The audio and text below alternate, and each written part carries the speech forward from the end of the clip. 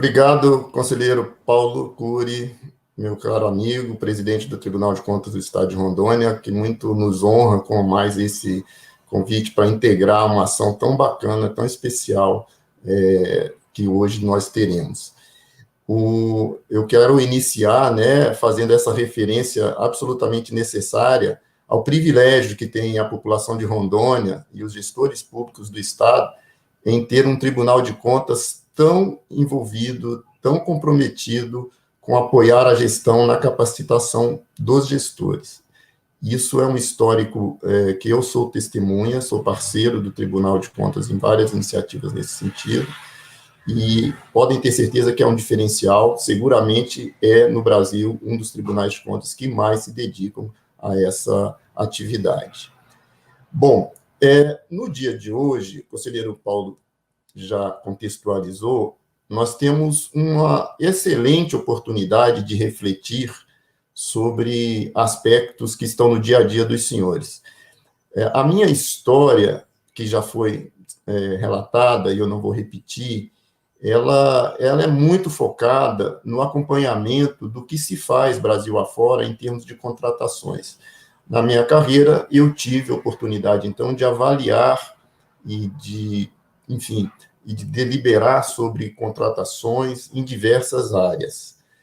E também, na área de treinamento, eu procurei me dedicar a tentar compartilhar essa experiência com os colegas, auditores e gestores.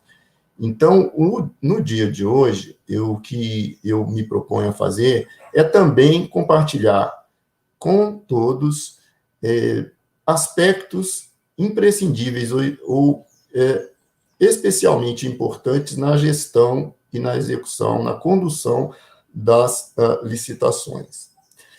Antes de entrar exatamente no nosso tema, também quero me dirigir a todos que nos acompanham, Rondônia afora, Brasil afora, e dizer que isso muito me honra também, porque vocês integram um conjunto de servidores que tem um papel fundamental no nosso país. Direto ou indiretamente, vocês estão relacionados à área de educação. A única que pode alavancar o país, a única que tem condições de tirar o Brasil do estado que está e colocá-lo no lugar que ele merece. Política pública que vai estruturar, que tem essa capacidade de melhorar, aperfeiçoar o país como um todo e todas as demais políticas públicas. E também aqueles que estão encarregados das contratações. Nós vamos unir essas duas grandes dimensões da gestão pública, quem lida com educação, quem lida com contratação, no dia de hoje. Então, a minha ideia é compartilhar os principais riscos envolvidos no processo de contratação, e, para isso, eu vou apresentar aqui um conjunto de reflexões. Ao final, eu vou tentar responder algumas das perguntas que tiverem e que o tempo permitir. Portanto, desde já, se alguém tiver alguma dúvida, alguma observação sobre o que eu vou dizer, vá registrando no chat que a organização vai me passar e a gente terá um tempo para tentar responder. Eu vou compartilhar na tela uma apresentação, alguns slides, são poucos, para que fixe melhor a minha mensagem. Então, vou fazer isso agora, só um minutinho que a gente já consegue.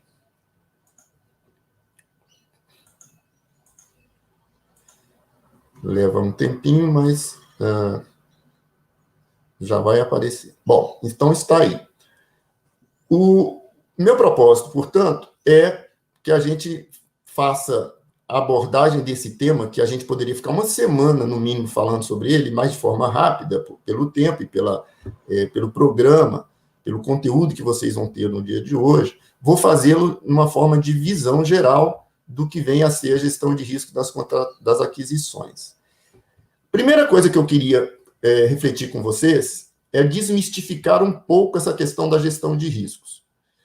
É sabido que, no Brasil, a administração pública, inclusive, nós não temos muita cultura de fazer um processo de gestão de risco das nossas atividades da forma como devíamos fazer, da forma documentada. Mas a gestão de risco ela está presente na nossa vida, no nosso dia a dia. Então, por exemplo, quando nós decidimos contratar um seguro para o nosso carro, nós estamos fazendo gestão de risco na nossa vida. Nós estamos querendo diminuir o prejuízo se acontecer algum sinistro, algum problema com o nosso carro.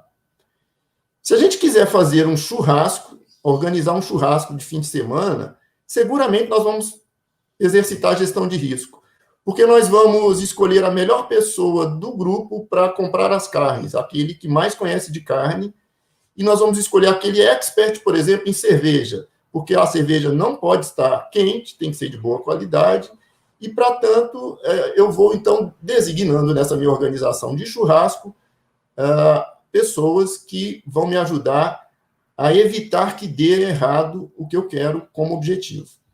Então, a partir dessa lógica do churrasco, é que eu vou querer começar com vocês a refletir que, na prática, nas aquisições, é como se nós estivéssemos organizando um churrasco. Nós queremos que dê certo ao final. Então, para dar certo ao final, vai a primeira mensagem objetiva para todos. Qualquer aquisição do setor público tem que alcançar 2 objetivos principais, em nome dos quais será avaliada a efetividade dessa contratação. Primeiro objetivo, a contratação tem que atender às necessidades da administração por intermédio de uma proposta o melhor possível no ponto de vista de preço e de qualidade. É o princípio da melhor proposta. Esse é o primeiro dos grandes objetivos. O segundo, é necessário, absolutamente imprescindível, que nesse processo se dê a todos os licitantes as mesmíssimas condições de participação. Isso está vinculado ao princípio da isonomia no trato com os possíveis licitantes. Então, pessoal, se vocês acertarem, se nós acertarmos nesses 2 objetivos principais, eu diria que 90% dos problemas estarão resolvidos. A legislação estabelece uma série de outros princípios, é verdade, mas esses 2 são os 2 mais relevantes, aquilo aonde não pode errar. Olha a lógica do churrasco. Esses 2 eu poderia traduzir como a cerveja gelada e a carne de primeira no nosso churrasco. Beleza? Ok. Bom, vou explorar um pouco mais isso, mas eu queria também fazer um contexto deste processo de trabalho que vocês estão envolvidos no momento em que vivemos. As aquisições do setor público nesse momento que passamos por uma pandemia, antes de entrar exatamente nos riscos. Todos nós estamos, e vocês que lidam direto com as aquisições, já dialogam, já lidam no dia a dia com alguns dos aspectos que eu vou mencionar. Essa área de licitações e contratos ela é muito visada e tem muita importância pela materialidade dos recursos envolvidos. Todos os anos, milhares de processos de compra são autuados no Brasil afora pela administração pública e bilhões de recursos são gastos por intermédio desse processo. Então, só isso já dá a primeira noção da importância e relevância desse tema. Um outro aspecto importante a considerar é no âmbito de licitações e de contratos que nós teremos relevantes grupos de interesse, pessoas, empresas envolvidas. E eu gosto de dizer que o grupo de interesse mais importante numa contratação é o cidadão, a sociedade. Ela é a destinatária da aquisição que vai ser feita, é o destinatário final. Mas, além da sociedade e do cidadão, que tem que ser atendido, a própria administração pública, por intermédio de todos os setores e servidores envolvidos, um conjunto de fornecedores organizados, que têm lobbies, que têm, enfim, associações que se organizam para fornecer à administração, que é um grupo de interesse poderosíssimo. Nós estamos num momento de campanha política, né, de momento eleitoral, e a gente sabe da participação dos fornecedores da administração, historicamente falando, nas campanhas eleitorais.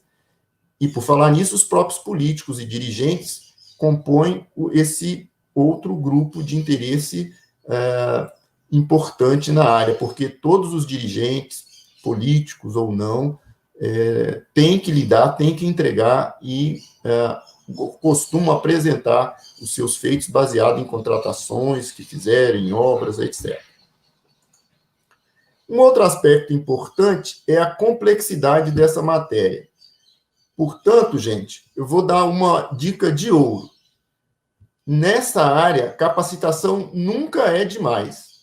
A gente tem que estar o tempo inteiro se capacitando, se atualizando. Essa matéria ela evolui do ponto de vista legal e do ponto de vista jurisprudencial, ou seja, as decisões dos tribunais evoluem, sem falar da dificuldade de interpretação de alguns dispositivos ou dúvidas que a legislação nos deixa. Então, a matéria por si só já tem uma complexidade grande. Ocorre que, além disso tudo que eu falei, que é inerente a qualquer momento da história, nós vivemos um momento absolutamente inusitado e inédito, pelo qual a gente nunca passou antes.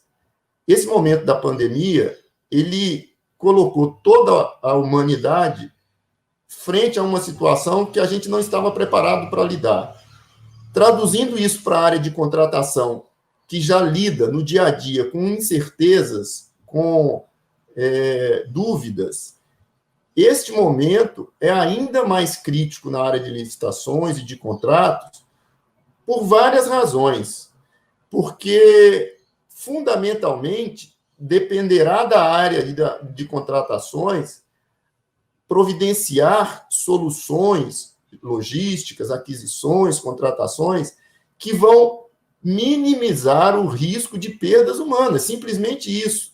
Algo que, para muitos, até então era distante, passa a ser uma regra e uma exigência da área de contratações, seja na área de educação, seja na área de saúde ou qualquer outra. E na área de educação, nós temos grande preocupação, o conselheiro Paulo Cury falou do esforço que nós temos feito nos GAEPs, Brasil afora, em Rondônia, é o pioneiro, no sentido de orientar o planejamento da volta às aulas, que pressupõe contratações feitas de forma rápida e eficiente, dá exatamente o contexto, o cenário do desafio que vocês têm pela frente.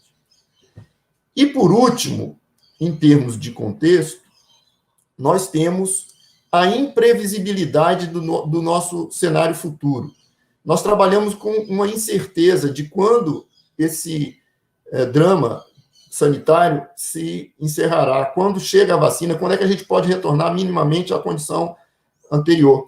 E isso tem impacto, seguramente, nas contratações, porque as contratações, elas estão diretamente impactadas pelo momento, seja porque alguns itens que serão contratados estão hoje muito demandados, e a gente sabe que quanto mais demanda, maior o preço, seja porque começa a faltar algum tipo de, de insumo ou de bem, e, portanto, essa imprevisibilidade do futuro, é muito razoável o gestor perguntar quanto de máscara que eu vou comprar. Será que se eu comprar uma quantidade muito grande, amanhã ou depois, daqui a 2 meses, vira a vacina e as máscaras passarem a ser desnecessárias, será que o TCE não vai me responsabilizar porque eu comprei a mais?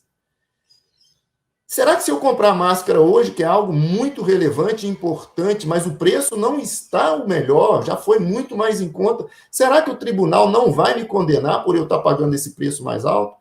Ou seja, o futuro, o comportamento dos preços, o mercado, a gente não sabe, e isso traz impactos, então, para o setor de aquisição. Gente, é dentro deste cenário, deste contexto super desafiador que vocês se inserem, que eu gostaria de, a partir desse momento, listar e refletir os principais riscos que eu sugeriria que vocês evitassem, ao máximo, correr na condução das aquisições. A gestão de riscos, ela nos ajuda a errar menos. Então, aqui vão algumas dicas que serão exploradas ao longo do dia, muitas delas pela Cleice, que vai fazer isso de forma mais prática, dicas de onde vocês não devem errar. E de onde eu tirei essa lista, antes de mais nada, antes que me perguntem? Essa lista é baseada no histórico de observação que eu mesmo fiz sobre as principais irregularidades que geram consequências danosas tanto para o gestor público, quanto principalmente para a população destinatária das aquisições. A gente observa que há falhas que são menos graves e outras que são mais críticas. Então, eu procurei focar aqui naquelas que são mais críticas e que vocês devem ter uma atenção maior. Devem evitar ao máximo errar. Lembrem-se do nosso churrasco. Nós vamos tentar nos ajudar, nós vamos fazer o máximo, nós vamos tomar cuidados para que isso não aconteça. O principal objetivo do treinamento de hoje é que vocês tenham sugestões, reflexões sobre cuidados que vocês vão tomar para que não tenham problemas futuros no Tribunal de Contas, na sua vida, afetando o seu CPF, sua carreira e, principalmente, afetando a sociedade que é a destinatária, como eu disse, que espera que a gente conduza um processo de licitação muito bem feito. Vamos lá? Então, vou passar o primeiro. O primeiro dos riscos que nós... só um minuto. O primeiro deles é baseado na premissa de que a licitação é uma regra geral absoluta, ou quase absoluta. Comprar algo, adquirir, contratar um serviço no setor público pressupõe a realização de licitação. A lei autoriza em situações muito específicas que essa licitação não possa ser feita. Num primeiro caso, na dispensa, são hipóteses especificadas na lei, são apenas aquelas em que, apesar de reconhecer que há uma possibilidade de competição, de disputa de fornecedores pela aquisição, a circunstância, o momento, autoriza o gestor a não fazer a licitação. Essa é a chamada dispensa. E a outra categoria é a inexigibilidade.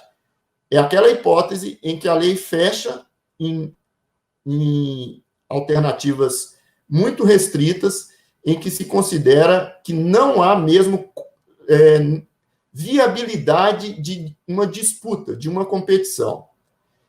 Portanto, gente, tirando essas duas hipóteses, e ao usar essas duas hipóteses, cuidado, elas devem ser muito bem justificadas e caracterizadas no processo de contratação. E eu costumo dizer que justificar não é alegar, afirmar, mas provar a situação que está sendo dita. Tirando essas hipóteses, a licitação é imperativa. Então, não fazer licitação usando esses instrumentos de dispensa e inexigibilidade de forma indevida é uma falha gravíssima, é um risco muito crítico que pode gerar muito problema. No contexto da pandemia, a legislação foi alterada, o conselheiro Paulo Cury, presidente, falou sobre isso, e a Cleice vai explorar algumas regras excepcionais para contratação por dispensa, algumas inovações. O segundo risco é a gestão contratar e licitar algo que não esteja diretamente linkado, alinhado às necessidades da administração. Imaginem vocês que uma escola, vamos sair do momento da pandemia, no período pré-pandemia. Imaginem vocês que se uma escola ou uma secretaria de educação decida comprar máscaras que nós usamos hoje, para distribuição para os alunos e professores. No momento pré-pandemia, essa contratação estaria totalmente desvinculada da necessidade. Naquele momento não fazia sentido. Mas hoje, a necessidade mudou. Então, hoje, essa contratação de máscara, de álcool gel, já é algo necessário. Portanto, nós vamos explorar ao longo do dia a questão do planejamento e ele se inicia com a comprovação de que aquilo é necessário. E aquilo é necessário nas especificações, na qualidade e na quantidade que eu vou licitar. Então, ponto-chave. Só vou contratar e licitar algo que eu consiga provar para o mundo, para o tribunal, que aquilo é necessário naquela configuração, naquela quantidade.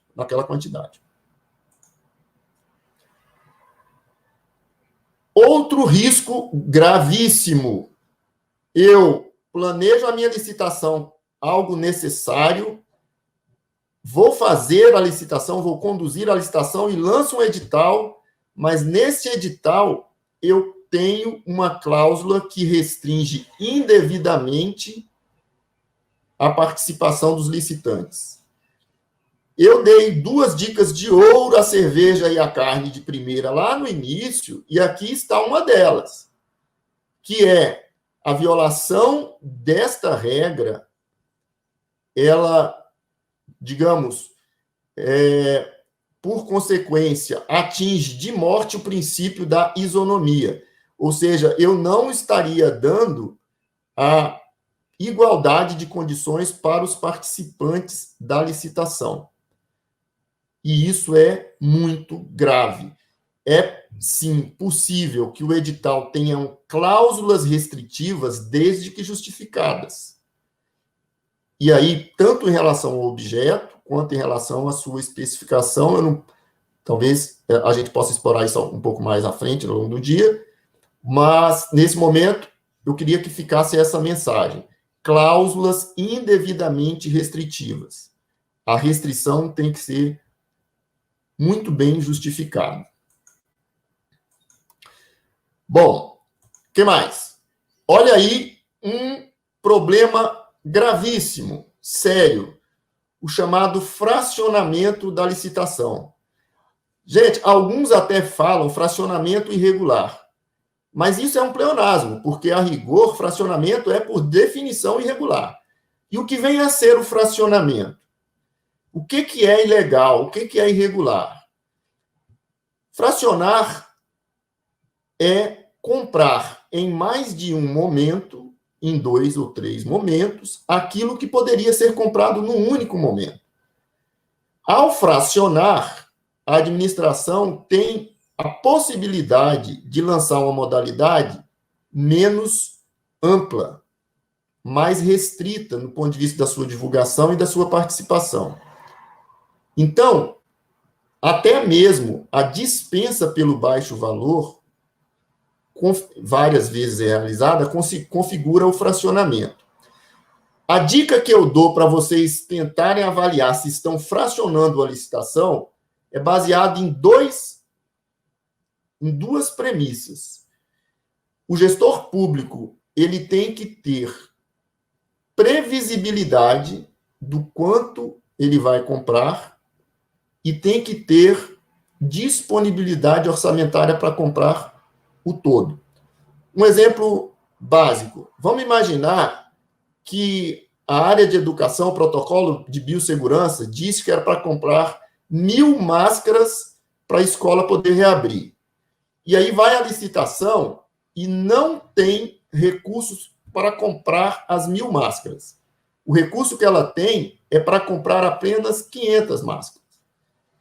Neste caso, está autorizado que ela realize a licitação baseada na necessidade possível, quer dizer, não na necessidade, mas na possibilidade de compra. Ou seja, se ela só tem recurso para comprar 500, ela vai enquadrar a sua modalidade de licitação nessa faixa. Agora, se ela tem recursos para comprar as 1.000, nada justifique que ela faça 2 compras de 500. Ainda que seja numa modalidade mais ampla, como, por exemplo, o pregão eletrônico, ao fazer isso, a administração está perdendo eficiência, fazendo 2 processos administrativos, quando só precisaria fazer 1. E vou contar para vocês, na minha história, todo fracionamento, ou seja, todo parcelamento ilegal de licitação, com raríssimas exceções, está relacionado diretamente com uma tentativa de direcionamento. Então, quando o gestor público fraciona, a nossa percepção, a nossa impressão de cara, quem é controlador, é de que fracionou porque quis direcionar para o seu amigo ou para fulano. Gente, é importante dizer que o fracionamento é caso a caso. Essa hipótese que eu mencionei, por exemplo, de uma outra perspectiva, vocês que estão licitando, a Secretaria de Educação fala assim, eu quero 1.000 máscaras, vocês vão e compram na melhor modalidade 1.000 máscaras, atende a necessidade. Daqui a um mês, a Secretaria de Educação vem falar para vocês, olha, eu errei a conta, eu preciso de mais 1.000, aí vocês fazem outra licitação. Pergunta, isso é fracionamento? Do ponto de vista, se eu olhar a gestão como um todo, eu posso considerar que é fracionamento, mas a responsabilidade nesse caso estaria, se for o caso, em quem demandou a compra e não em quem processou a licitação. Portanto, tem um papel fundamental para evitar o parcelamento, o planejamento que é feito pelas áreas que demandam as contratações. E não apenas quem conduz, quem decide a modalidade, quem faz a licitação. Fracionamento é complexo, é importante e é crítico. E poderíamos, enfim, falar muito mais sobre isso. Mas vou deixar essa pílula para a Gleice explorar um pouquinho mais. Seguindo aqui, pessoal, outro problema sério que eu sugiro que vocês evitem de todas as formas, adotem todos os cuidados. É o chamado sobrepreço na licitação e na contratação. Vamos, então, pacificar o que vem a ser sobrepreço. Aliás, infelizmente, né, a gente tem observado este fenômeno, essa irregularidade em contratações de EPIs e de insumos para enfrentamento da pandemia, Brasil afora. Ou seja, estão fraudando licitações num momento tão crítico de aquisições tão essenciais para a administração pública. É algo talvez impensável, ou na nossa realidade, enfim, pouco, na minha pelo menos, era de difícil... eu dificilmente imaginaria que a gente teria esse nível de problemas que a gente está tendo nas contratações na época da pandemia, com tanta gente presa, operações da Polícia Federal. Eu falo isso, inclusive, porque até importante dizer que os grandes escândalos de corrupção do país, quase que sem nenhuma exceção, foram operados, perpetrados por intermédio de fraudes nas licitações e contratações. Então, essa área é muito visível, é muito crítica. Portanto, a minha dica, mais uma, não deixem que fique suspeitas de que a aquisição que vocês estão conduzindo foi realizada com o intuito de fraudar o processo, de beneficiar alguém.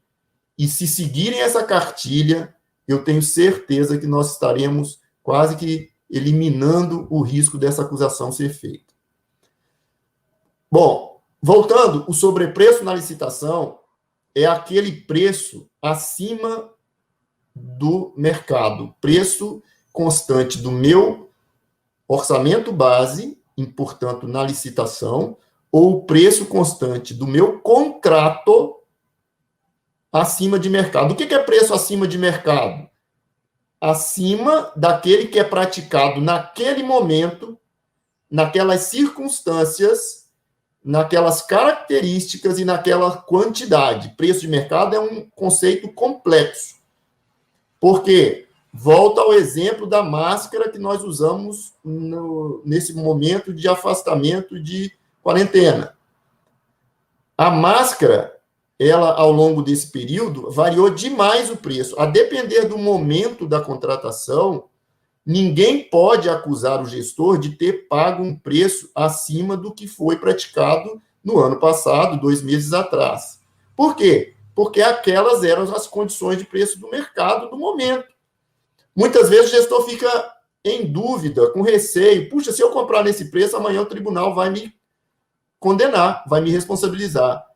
Se vocês documentarem de forma cabal, suficiente, no processo, que aquele era o preço, era o melhor preço que vocês encontravam no momento, e que não poderia se aguardar um tempo para a sua aquisição, vocês não serão responsabilizados, eu posso garantir para vocês. Então, a quantidade também faz diferença para sobrepreço. Uma coisa é comprar uma máscara na farmácia, para meu uso. Outra coisa é a Secretaria de Educação comprar dezenas de milhares de máscaras. Naturalmente, a unidade tem que ser mais em conta, o preço tem que ser menor do que aquela que eu pago individualmente. Portanto, o sobrepreço, sugiro, a relação com preço de mercado. Sobrepreço é aquilo que está acima do preço de mercado. Uma outra irregularidade ou um outro comportamento que eu sugiro que vocês evitem ao máximo. Alterarem o contrato durante a sua execução, modificando cláusulas ou objeto de forma não justificada. Por quê? Porque isso viola, além de vários dispositivos legais, o próprio princípio da isonomia, aquele que eu falei lá atrás. Se eu alterar durante a execução uma condição que eu estabeleci no edital, é provável que eu tivesse, nas condições novas, um outro conjunto de fornecedores participantes da licitação. Eu licitei algo e tenho que executar esse algo. Eu não posso mudar essa execução ao longo do tempo, primeiro porque, ou se eu identifiquei corretamente a necessidade no planejamento, é aquilo que é para ser executado. Se houve um problema de execução, de planejamento, de desenho, de elaboração do termo de referência, do projeto básico, aí eu posso corrigir, mas eu tenho que justificar. Então, cuidado, porque essas alterações, a gente já viu vários casos em que alterações foram feitas para beneficiar o contratante, o contratado, e foi a forma de fraudar o processo. Então, não deixem dúvidas de que a alteração que vocês fizeram é com intenção de fraude. Se necessário, altere devidamente justificado. Outro risco que eu sugiro evitar, e a Cleice vai falar sobre isso, fiscalizem corretamente o que foi contratado. Vamos combinar que uma coisa é o planejamento da licitação, da aquisição, outra coisa é a própria operacionalização, né? O próprio processo de licitação em si, formalização do contrato. Uma outra muito diferente é a execução. Então, aquilo que a gente combinou com o contratado precisa ser cumprido. Portanto, fiscalizem para ver se o objeto contratual está sendo executado da mesma forma como foi licitado e contratado. Não admitam a execução distinta. Não admitam receber serviços e bens de terceira categoria se vocês compraram, adquiriram, contrataram e licitaram algo de primeira. Isso é um problema sério, eu vou chegar nele daqui a pouco. Então, cuidado com a execução. Exijam e dediquem tanto esforço e cuidado na execução quanto fizeram durante a licitação. Chegando no final, pessoal, eu trato aqui de um outro fenômeno, de um outro problema, o chamado superfaturamento, que alguns confundem com sobrepreço, e não são sinônimos. Vou explicar. Superfaturamento é gênero e sobrepreço é uma espécie. A regra geral, vocês têm que evitar totalmente essa figura do superfaturamento. O superfaturamento é aquele pagamento que foi feito a maior do que o que foi contratado. Uma das hipóteses de superfaturamento é o sobrepreço. Na verdade, a primeira hipótese não é exatamente em relação ao que foi contratado, mas é o sobrepreço, que é o preço de mercado. Vou explicar. Se nós contratamos a máscara por um preço 2 vezes o valor de mercado, se o meu orçamento base da minha licitação tem um preço de 2 vezes o preço de mercado, eu chamo isso de sobrepreço. Eu celebrei o meu contrato com esse preço licitado 2 vezes acima do valor de mercado. Eu ainda chamo de sobrepreço. Se esse contrato for executado a máscara for adquirida e for pago aquele preço, eu já transformo, eu já não falo em sobrepreço, eu falo em superfaturamento. Aí é o superfaturamento por sobrepreço. Superfaturamento é aquilo que já foi pago e que vai exigir uma devolução. Beleza.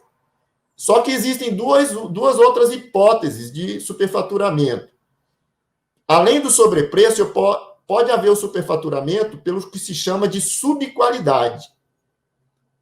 Eu contrato, licito e contrato um material de primeira, me é entregue um material de terceira categoria e eu pago como contratei, como se de primeira fosse. Perceba, eu paguei a mais pelo que valia aquele material entregue e, portanto, quem causou esse pagamento a maior vai ter que devolver. A isso se chama superfaturamento por subqualidade. E, por último, tem um outro tipo de superfaturamento chamado de superquantidade. É pagar por uma execução que não se realizou naquele quantitativo. Eu licito corretamente, contrato corretamente, o preço está de mercado, contrato o fornecimento de 1.000 máscaras, me é entregue apenas 500 máscaras, eu dou o recibo, né? Liquido a despesa, dou o aceite e pago como se 1.000 máscaras tivesse recebido. Então, eu paguei uma quantidade maior do que efetivamente executado, tenho que devolver essa diferença. Aí isso se chama superfaturamento por superquantidade. Este fenômeno, esse problema, é um dos mais críticos que vocês têm que evitar a todo custo, ao máximo.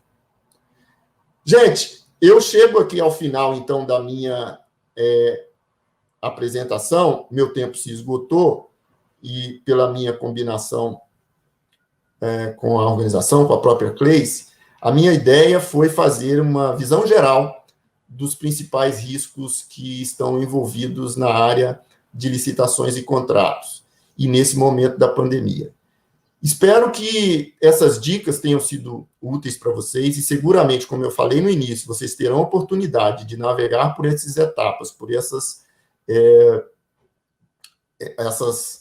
partes, né? Essas etapas do trabalho da licitação, esses problemas no dia de hoje, e com a Cleice, que vai fazê-lo de forma bastante prática com vocês.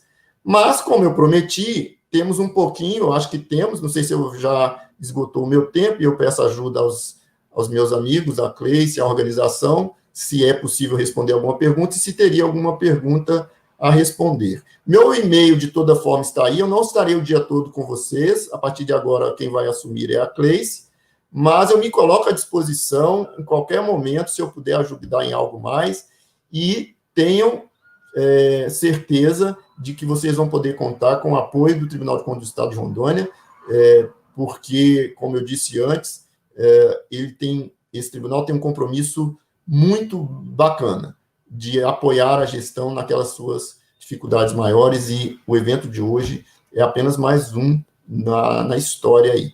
Então, eu vou interromper aqui o compartilhamento e vou me colocar à disposição. Não sei se... e temos questões, eu pergunto a Santa e pergunto a... Bom, tem um comentário aqui do Fabrício, né, Moreira, dizendo que essa situação é muito comum nas escolas que recebem recursos ao longo do ano. Geralmente são recebidos em 4 parcelas. Então, o Fabrício me parece reportar a questão do fracionamento. Então, Fabrício e demais amigos, realmente, porque a disponibilidade ela é tanto orçamentária quanto financeira. Se vocês recebem o recurso fracionadamente, e se é necessário a aquisição naquele momento, não se podendo aguardar as demais parcelas, a princípio, nós temos, que reconhecer a necessidade da compra parcelada. Eu daria uma dica para que não fique nenhuma dúvida. Façam pela modalidade mais ampla, por exemplo, pregão eletrônico. Porque não vai pairar a dúvida de que vocês, por alguma, enfim, razão, tentaram limitar a competição. Então, o pregão eletrônico, ele mitiga, a adoção do pregão eletrônico, ele mitiga muito a possibilidade de acusações, né, de ilações de que a licitação foi dirigida. Ok? Então, se não há recurso para o todo, se não é possível aguardar e se é necessário comprar, comprem e adotem a modalidade mais favorável à competição. Essa é a minha dica. Tá? Bom, acho que não temos mais alguma questão.